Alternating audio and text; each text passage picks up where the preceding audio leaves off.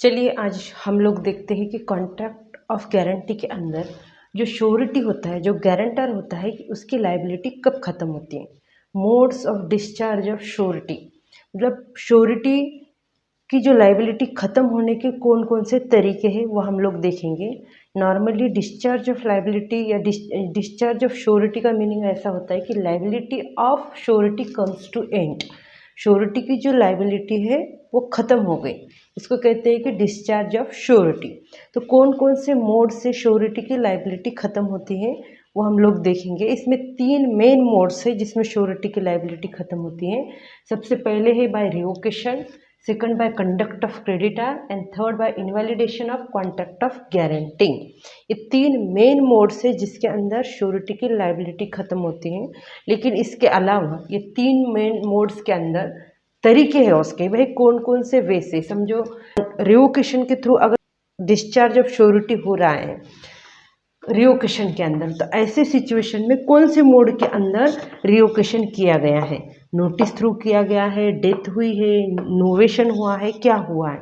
ठीक है, तो इसको आज हम डिटेली देखेंगे कि श्योरिटी की लायबिलिटी कैसे डिस्चार्ज होती है, ख़त्म कैसे होती है। तो सबसे पहले हम देखेंगे कि बाय रिवोकेशन श्योरिटी की लायबिलिटी कैसे ख़त्म होती है। रिवोकेशन मतलब जो गारंटी दी गई थी उससे पीछे हटना, कि नहीं भाई अब मैं गारंटी नहीं दे रहा हूँ। ठीक है, तो अब इसमें रिवोकेशन में नोटिस पहला जो वे है रिवोकेशन के अंदर, कि नोटिस थ्रू हम क्या कर सकते हैं, मतलब श्योरिटी क्या कर सकता है, पीछे हट सकता है। श्योरिटी पीछे हट सकता है कि नहीं अब मैं इस गारंटी को कंटिन्यू नहीं कर सकता हूँ।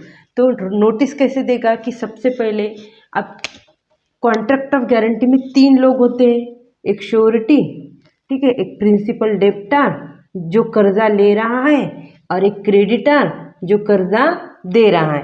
ये 3 लोग होते हैं। ठीक है, तो अब इस कॉन्ट्रैक्ट के अंदर अब श्योरिटी को जो है, जो प्रिंसिपल डेप्टर की उसने गारंटी दी थी उस गारंटी से उसे पीछे हटना है। उसको अब प्रिंसिपल डेप्टर की कोई भी गारंटी देनी नहीं है। समझो प्रिंसिपल डेप्टर ने क्रेडिटर से 10,000 रुपीज़ लिए थे, ठीक है, या 10,000 रुपीज़ जो क्रेडिटर है प्रिंसिपल डेप्टर को देने वाला है कुछ दिन में, 8 दिन में, 10 दिन में। अभी ट्रांजैक्शन हुआ नहीं है और इसकी गारंटी ये 10,000 रुपीज़ के लिए जो गारंटी है एक श्योरिटी ने दी है कि भाई तुम इसे 10,000 रुपीज़ इस डेट को दे दो।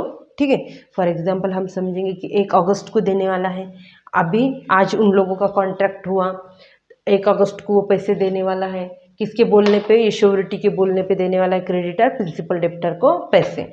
अभी सिचुएशन ऐसी है कि श्योरिटी को बाद में ऐसा लगा, guarantee they the, contract of guarantee में मेंशन हो गया कि ये पर्सन श्योरिटी रहेगा।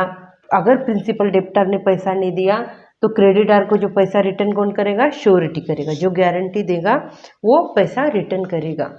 अब श्योरिटी को ऐसा लग रहा है गारंटी, कॉन्ट्रैक्ट ऑफ गारंटी तैयार हो गया, रिटर्न फॉर्म में सब बन गया, लेकिन अब श्योरिटी को ऐसा लग रहा है कि नहीं प्रिंसिपल डेप्टर के लिए मैं गारंटी नहीं दे सकता। अगर उसने पैसे दिए नहीं, ठीक है, तो मैं उसके पैसे कैसे रिटर्न करूँगा, या फिर मैं क्यों रिटर्न करूँगा।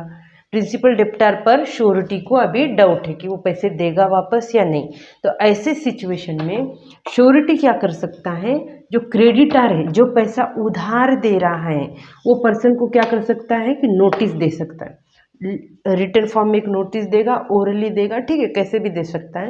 क्रेडिटर को बोलेगा कि भाई अब मैं प्रिंसिपल डेप्टर के लिए जो मैंने गारंटी दी थी ना, अब मैं उस गारंटी से पीछे हट रहा हूँ, मैं उसकी गारंटी नहीं दे सकता। तुम उसको मेरे गारंटी के भरोसे जो पैसे दे रहे थे तुम मत दो। अगर तुमको विश्वास है कि वो वापस कर सकता है तुम दो, लेकिन मैं जो गारंटी दिया था कि मैं अगर उसने नहीं रिटर्न किया तो मैं रिटर्न करूँगा, तो इस गारंटी से मैं पीछे हट रहा हूँ।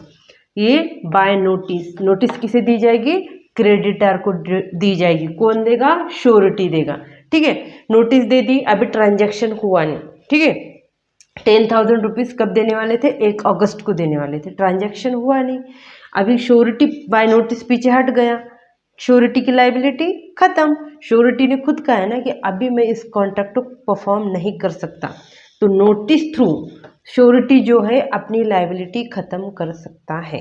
लेकिन सिचुएशन समझो ऐसी है कि श्योरिटी ने जब नोटिस दी उसके पहले ही अगर क्रेडिटर ने प्रिंसिपल डेप्टर को कुछ अमाउंट अगर दे दी है, ठीक है, तो ऐसे सिचुएशन में जो ट्रांजैक्शन हो गया उसके लिए श्योरिटी लायबल रहेगा, लेकिन जो फ्यूचर ट्रांजैक्शन होने वाला था उसके लिए श्योरिटी लायबल नहीं रहेगा। ये हो गया बाय नोटिस। बाय डेथ, अगर अब क्रेडिटर, प्रिंसिपल, डेप्टर और श्योरिटी ये तीन लोग हैं, इसमें जो श्योरिटी है अगर उसकी ही डेथ हो गई, तो ऐसे सिचुएशन में श्योरिटी अपनी लायबिलिटी से क्या हो जाएगा, डिस्चार्ज हो जाएगा, उसकी लायबिलिटी खत्म हो जाएगी।